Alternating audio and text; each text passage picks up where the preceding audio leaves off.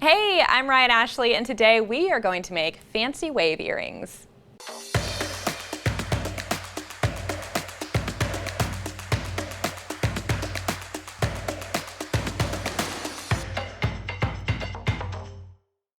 So I'm sure you know, we can never have enough earrings. So today I'm going to show you how to create these fancy wave earrings using just a couple of gauges of wire and some gemstones. And I'm going to show you how you can create tons of different customizable designs with just this one style.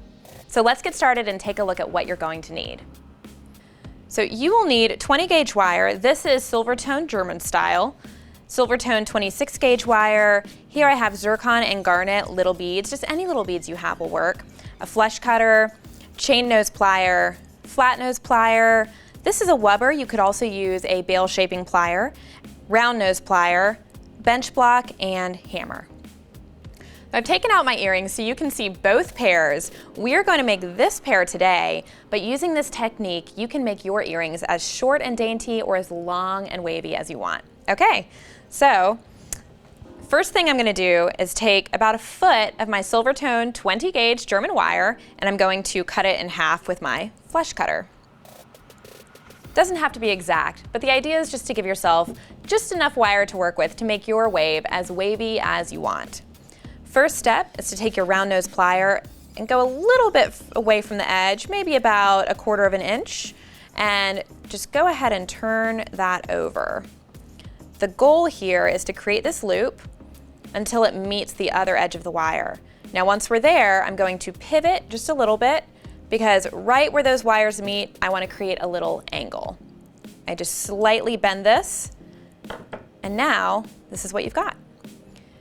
Now since we have this little loop, this is the part that attaches to your ear wire. Now we can create our waves. So I'm going to grab my bail shaping plier. This one is a wubber. This one is super helpful because you have two different sizes, and I used both sides of this mandrel to create my sort of organic looking wave earrings. So the first thing I do is grip the wire right underneath the loop, and you can start with either size that you want. It just depends on how much wave you want right at the top. I'm going to start with the little one. So I just bend it slightly, and then I move my plier, bend it again, move my plier, bend it again, and really this is just supposed to be organic and fun. So you could keep going, you could cut it here. I'm just going to go ahead and cut it here because I like exactly what I'm seeing. So using my flush cutters, I'm going to go ahead and snip the end just like that. And there you go. That's the start to your wave earring. And while I'm here, I'm just going to kind of zhuzh it just a little bit because I want it to be from top to bottom. I want there to be a straight line kind of going through, an invisible line there, keeping everything right down the middle. And now we get to hammer. One of my favorite parts of making jewelry is hammering because it's so much fun. All right, let's see here. So I'm just going to put my bench block right here. I have a little pad to protect my surface. Here's my earring. And then I'm going to hold it here, but if you want, if you're like me and you have nails and you don't want to get them in the way, you can also hold it with a tool.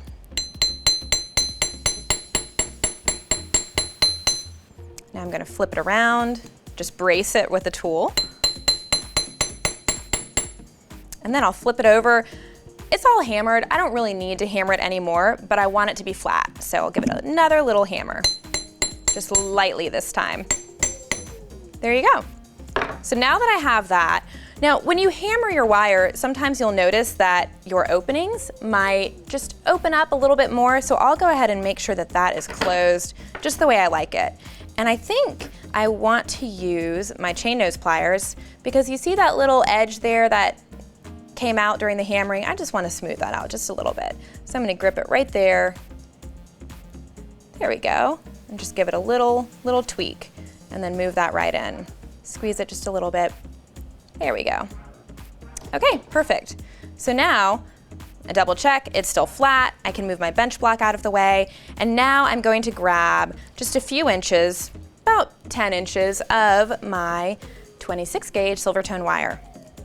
So the hardest part of starting this part of the project is getting the wire to stay in place while you're wrapping it around to get ready for your first beads. So I always use my handy dandy chain nose plier to hold it right in place. So go ahead and put this where I want it. I want to start right at the base here. So I just place that wire, the 26 gauge, right on top of the 20 gauge, and then I grip it like this. Whoops. I was going to show you, now it's not going to come out, but I obviously was not gripping it quite enough. So let me get that grip a little bit better. This can sometimes take a minute, but it's totally worth the time because it makes sure that your design stays in place as you're working. Okay, perfect. So I'm going to start wrapping the wire, and I wrap kind of tightly here because I want it to look really finished, really polished, and really professional. And that's what I love about these earrings, because they're easy, they're organic, they're free form, but they still look really sophisticated. So I'm going to go ahead and just wrap a little bit more. And you can start adding gemstones whenever you like, but I am going to do a little bit more wrapping because I want to actually start mine right around here. So you wrap, wrap, wrap. This is kind of fun, actually, a little bit meditative. Do a little more wrapping, and then right about here, this is where I want my beads to go. So I kind of hold up my wire to make a plan for how many beads I want to add and where I want to end up. So I'm going to end up right around there. So I'm going to go ahead and string some beads on. We can leave this wire until the end. And by the way, you'll notice the wire is underneath this 20 gauge wire. When I reattach it on this other side, I'll do it over top. And that way, you get a really nice clean line. If you do it both on the same side, it can kind of end up feeling a little bit like it's recessed. So it just makes it look really nice and clean when you do that over under. So let's go ahead and add some beads. This is the fun part. So this is actually, we sell these beads at JTV, and it comes with 2 strands, lots of different colors of the zircon and garnet, but I just grabbed a little pile of some of the warmer colors that I like to work with. And I mixed them up, so I got a few different sizes, and now I'm stringing them onto my 26 gauge wire. If all you have is 28 gauge wire, that will work, but 24 gauge wire might be a little large. You'll notice that every once in a while I find a bead that doesn't quite fit, so I have to kind of find a new one.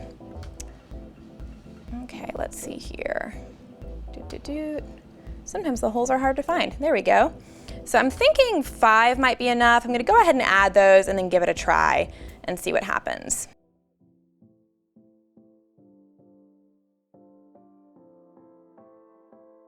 Okay, so this is where I want my wire to end up. It looks like I can add one more bead.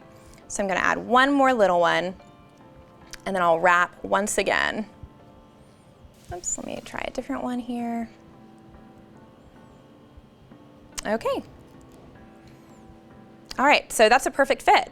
Great. So I have the wire underneath on this side, and then we don't need to hold the wire with the plier anymore because it's already in place. It's already snug. So I'm going to create my first wrap, and then wrap, wrap, wrap. And when I have wrapped to my heart's content, I'll go ahead and add more beads. And I kind of like this. I like the angles those are creating, but you can create them any way that you want. And again, we're on top this time, so next time we're going to put the beads underneath. Go ahead and add a few more. Since this is a smaller wave, I might only need like 3 or 4 beads. So I'll start out with 3, test it, and then go from there.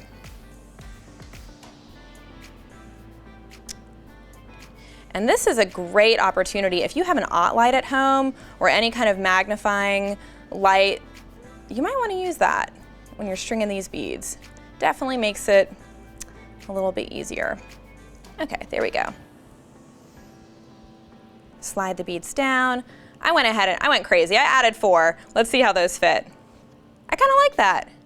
Yeah, so now I have it over here and under here, and now I'm going to start wrapping again. Okay, so you'll notice I'm kind of holding this in place. I want this to stay right like that. I don't want it to start to sink down or get kind of curly-Q or bent. So I just hold that really taut, and then I start wrapping. And you don't have to wrap the same number each time, but I kind of try to do maybe like 4 to 6 wraps. I kind of like the look of that. Okay. And then, let's see. I'm noticing that if I add beads here, it's gonna be pretty tight. I'm actually going to make my curve a little bit curvier. And you can do this also anytime you feel like you wanna tweak it a little bit. So I'm just gonna make that a little curvier. Might even use my plier just to kind of give it a little. See, that looks better. Now we have more space for those beads. I'll add a few more. We'll do the final wrap. We'll make the ear wire, and then we will be good to go. Good to go to the beach or wherever we're gonna wear our fancy wave earrings. Okay, let's try one more here. Let's see where we end up. Whoops. If you do that, your beads might fly across the room and you'll have to add another one. Let's see what we've got here. I think I need one more bead. The one that I flew across the room.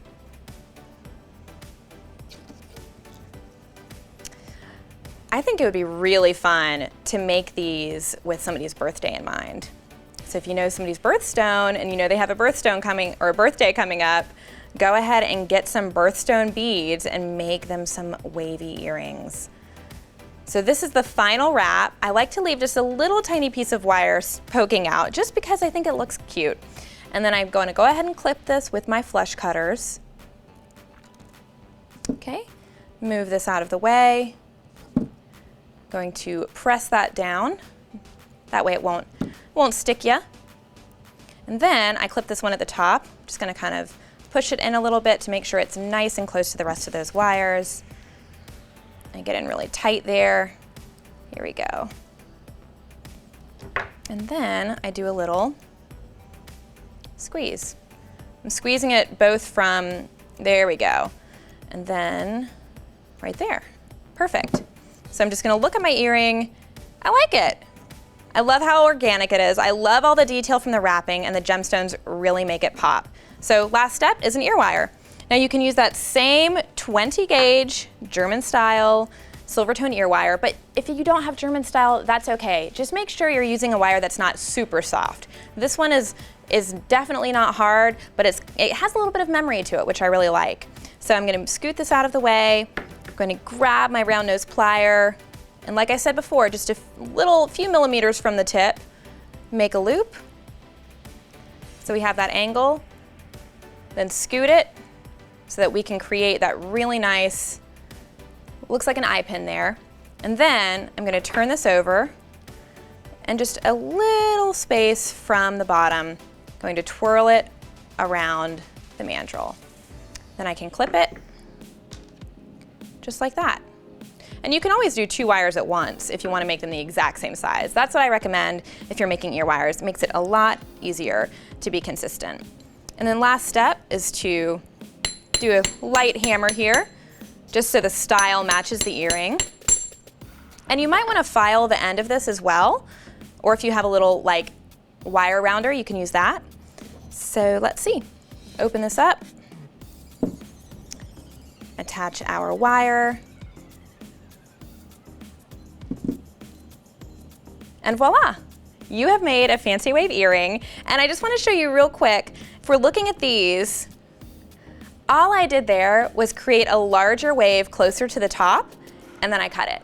So I just really made a little half circle, but it's the exact same technique, fewer beads, fewer wire. So if you wanted to make a whole suite of jewelry, this is the perfect design to start with, because you can make them any length, as wavy as you want, and there you go, you have a whole collection. So let's go ahead and take a look at what you need one more time. So this is a pair of Webbers. It's a bail shaping plier, and look, you get 2 sizes of mandrels here. Great for making those wavy earrings. Then we have our round nose plier. This is for the loops at the top of our earrings. Our flush cutters, you need these to cut wire for sure. Our chain nose pliers for holding all those tight places. Our flat nose pliers, because you never know when you need these. And then we have a hammer, a bench and a bench block, 20 gauge German style wire. This is in silver tone, but use any tone you like. This is 26 gauge wire. And then we have zircon and garnet beads, but you can use any tiny beads from your stash. Thanks so much for joining us. I loved making this big, lightweight look with you today. If you would like to make this project using some of the tools and supplies like the ones I used in the video today, make sure to go ahead and click the links below. And while you're down there, how many waves would you add to your fancy wave earrings? Let me know in the comments below, and don't forget to like, subscribe, and ring that bell so you never miss another Jewel School YouTube video. Have a great day. Thanks again for joining me. We'll see you next time.